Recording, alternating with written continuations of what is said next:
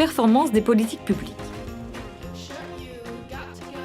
Pour la période de programmation 2014-2020, la Commission européenne, les États membres de l'Union et le Parlement européen sont d'accord. Les programmes européens doivent être plus performants. Autrement dit, ils doivent contribuer concrètement à atteindre les objectifs de la stratégie Europe 2020. C'est ce que l'on appelle l'approche par les résultats ou encore l'approche par la performance. La période 2007-2013 a constitué une période d'entraînement à l'exercice de concentration des fonds sur la stratégie de Lisbonne-Göteborg. Des évaluations en continu des programmes ont également été menées afin de les réorienter dès que nécessaire dans un souci d'efficacité et d'efficience. Sur la période 2014-2020, le principe de performance passe au cœur de tous les programmes européens. Il impliquera largement le pilotage des fonds européens, mais aussi les politiques publiques nationales et régionales cofinancées et les porteurs de projets.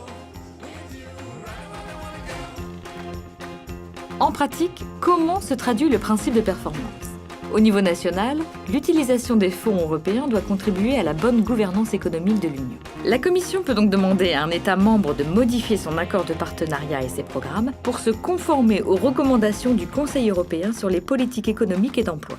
Le pacte de stabilité et de croissance a pour but d'éviter qu'un État membre se retrouve en déficit public excessif ou sous assistance financière de l'Union.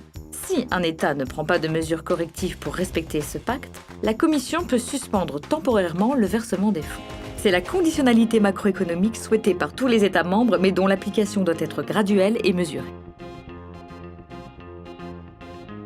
Par ailleurs, chaque programme doit désormais produire des résultats tangibles et mesurables. En fait, il doit pouvoir démontrer que, grâce à l'action des fonds européens, la situation s'est améliorée. Pour cela, chaque programme doit définir sa logique d'intervention, c'est-à-dire définir ses enjeux et ses besoins par rapport aux objectifs de la stratégie Europe 2020, puis identifier les changements attendus à l'horizon 2020 grâce aux fonds européens. Enfin, il détermine les types d'investissements nécessaires pour y parvenir et les volumes financiers appropriés. La logique d'intervention est soumise à deux vérifications appelées conditionnalités. La première vérification porte sur les conditions préalables à une utilisation efficace des fonds européens avant même le démarrage des programmes. Ce sont les conditions ex ante. Concrètement, on vérifie que pour chaque type d'investissement financé par les fonds européens, la législation européenne est bien transposée dans le droit de l'État membre, ou encore que ces investissements s'intègrent dans une stratégie existante au niveau national ou régional. Si ces conditions sont remplies, la Commission verse les fonds correspondants au programme. Sinon, le programme doit faire le nécessaire pour les remplir au plus tard le 31 décembre 2015. Si la Commission européenne estime qu'il existe un risque que les fonds soient dépensés de manière inefficace, elle peut prendre la décision temporaire de ne pas verser les fonds au programme correspondant. La seconde vérification porte sur l'atteinte des résultats d'un programme. C'est la conditionnalité de performance.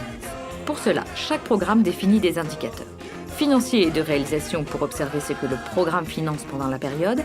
Il forme le cadre de performance du programme. De résultats pour observer en quoi le changement recherché est atteint. La Commission européenne examinera la performance des programmes au milieu et à la fin de la période et considérera ensuite que le programme n'est pas performant et elle peut suspendre le versement des fonds européens, que le programme est performant et elle peut accorder au programme un montant complémentaire appelé réserve de performance en 2019. En d'autres termes, pour que les programmes soient performants, il faut que les projets qu'ils financent nourrissent les indicateurs. Ceci aura des conséquences dès le démarrage des programmes sur les types d'investissements financés, les modes de sélection des projets et donc sur les porteurs de projets. Pour résumer, l'approche par la performance implique un véritable changement de modèle de conduite des politiques publiques qui impactera aussi bien les décideurs que les gestionnaires ou les bénéficiaires des fonds européens.